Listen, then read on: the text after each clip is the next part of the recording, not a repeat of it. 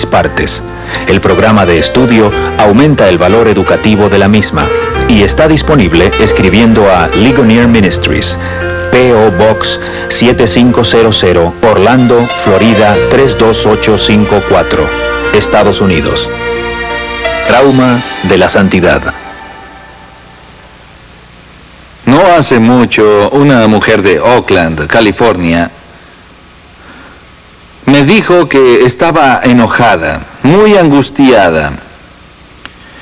Y lo que dijo fue que ella estaba enojada con su pastor. Le dije, ¿por qué está enojada con su pastor? Me dijo, tengo la impresión de que por alguna razón mi ministro todos los domingos hace todo lo que puede para ocultar la verdadera identidad de Dios a la congregación.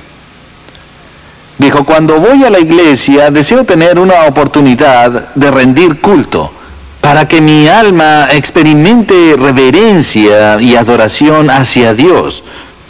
Pero el Dios del cual nos habla es un Dios que ha sido amansado, ha sido domado, se ha vuelto inocuo. Estoy segura de que la razón por la que hace esto es porque no quiere asustar a la gente al explicar el verdadero carácter de Dios. Damas y caballeros, no sé cuán exacta fuera la queja de esa mujer, pero todos tenemos tendencia a suavizar el retrato bíblico de Dios, y hay una razón para ello. La razón es esta: la santidad de Dios es traumatizante para el mundo impío. Y eso se vuelve claro si miramos el resto del texto de Isaías. Ya hemos visto el relato de Isaías, de su visión de la santidad de Dios. Y lo que quisiera ver ahora es qué le pasó a Isaías en respuesta a lo que vio él. Pero antes de eso, quiero hacer un comentario. En los primeros capítulos de las instituciones de la religión cristiana escritas por Juan Calvino, Calvino hace la siguiente declaración. Él dice que ese temor y terror por el cual los hombres santos de antaño temblaban frente a Dios, como relatan las Escrituras uniforme y claramente. Calvino decía esto: hay un patrón en la respuesta humana ante la presencia de Dios en las Escrituras. Y parece que cuanto más recta sea la persona descrita, más tiembla cuando entra en la presencia inmediata de Dios. No hay nada caballeresco o casual en la respuesta de Habacuc cuando conoce al santo Dios. ¿Recuerdan? Habacuc siempre se quejaba cuando veía todas las degradaciones e injusticias que colmaban los parajes de su propia tierra. Estaba tan ofendido por esto que subió a su atalaya y se quejó ante Dios y dijo: Dios, eres tan santo que no puedes ni siquiera contemplar la maldad. ¿Cómo puedes quedarte allí dejando que todo esto pase? Yo me quedaré aquí arriba hasta que Dios responda a mi pregunta. ¿Recuerdan lo que pasó?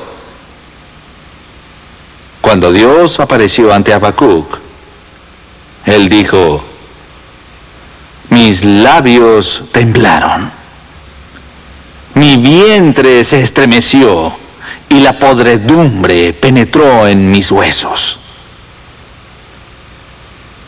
¿Qué le pasó a Job? Cuando él esperó la voz de Dios, cuando Dios se mostró ante Job, Job dijo: me postro ante ti, me arrepiento sobre este polvo y ceniza. He hablado una vez, mas no volveré a hablar. Tomaré mi mano y la pondré sobre mi boca. Como dijo Calvino, el relato uniforme de las Escrituras sagradas es que todo ser humano que es expuesto a la santidad de Dios tiembla en su presencia. Eso no fue menos cierto con Isaías. Ahora piensen en Isaías. No he hecho un estudio moral acerca del Israel del octavo siglo, pero no puedo imaginar que hubiese ningún ser humano por allí en la nación israelita en ese momento que, humanamente hablando, fuera más recto que Isaías. Isaías era un ser humano de lo más recto que se podía encontrar en esos días. Él ve el reflejo de la santidad de Dios, y lo primero que hace cuando ve la santidad de Dios es gritar aterrorizado. En una antigua versión del texto bíblico se registran sus palabras al decir: "¡Guay de mí! Porque estoy deshecho". Sé que en traducciones más recientes se han cambiado las palabras que usó Isaías, pues nadie habla así en estos días, nadie dice "guay de mí". Las palabras son algo anticuadas, la expresión es en sí un arcaísmo. Es como si alguien dijese "por Zeus", o "guay", o "atiza". Nadie habla así, a menos que tengas amigos judíos, quienes cuando las cosas salen mal dirán "oivei ismir", que es la versión yiddish de estas mismas palabras, "guay de mí". Pero en general, no escuchamos a la gente hablar así en nuestra cultura.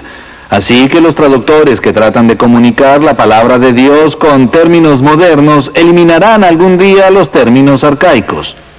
Pero cuando hacemos eso, en realidad estamos en peligro de perdernos otra de esas semi-escondidas gemas de la literatura bíblica.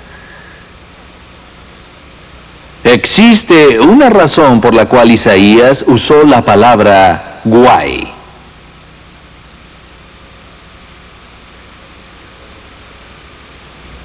En el Antiguo Testamento, un profeta era un ser humano ungido por Dios para ser el portavoz de Dios. La simple definición que distinguía al profeta del sacerdote en Israel era esta: que la tarea del sacerdote era hablar a Dios en nombre del pueblo, y la tarea del profeta, hablar al pueblo en nombre de Dios.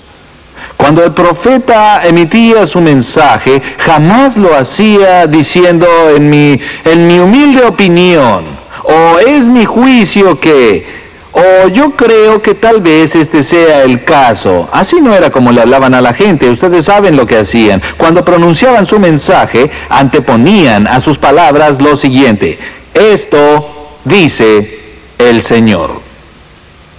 Pues entendían que eran el vehículo de un anuncio divino. Ahora, la forma literaria común al profeta de Israel era la que denominamos oráculo. Han oído seguramente de un oráculo griego, el oráculo de Delfos, que hacía anuncios sobre el futuro. Bien, entre los judíos, el recurso literario oracular del profeta era de dos tipos. Había oráculos prósperos y oráculos de dolor. Eso significa simplemente esto: había anuncios que venían de Dios que eran buenas nuevas, y anuncios que venían de Dios que eran malas nuevas. Un oráculo de prosperidad o felicidad usaba un término importante en el oráculo, y entre los judíos, para introducir las buenas nuevas, era la palabra bendito. Jesús obviamente utiliza la forma oracular conscientemente como profeta al pronunciar su sermón del monte. El pueblo aquel día reconocía el significado de este principio al escuchar esta lista de frases que decían: benditos son los pobres de espíritu, bienaventurados los que lloran, bienaventurados los que tienen hambre y sed de justicia, bienaventurados los limpios de corazón y bienaventurados los pacificadores. Él estaba pronunciando el oráculo de felicidad para el pueblo. La bienaventuranza divina, la bendición divina de aquellos que hacían lo correcto. Pero la otra cara del oráculo de la prosperidad era el oráculo del dolor, que era un anuncio oscuro y aterrador del juicio de Dios, amigos. Escuchen al profeta Amós, cuando anuncia el juicio de Dios sobre las naciones y sobre las ciudades. Por 3 pecados y el cuarto, Damasco, ¡guay de vosotros!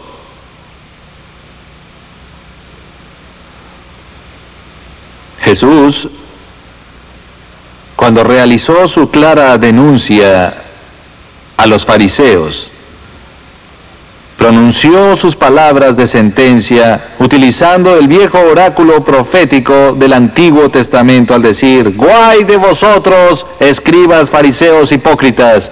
Pues recorréis mar y tierra para ser un prosélito, y una vez hecho lo hacéis 2 veces más hijo del infierno que vosotros.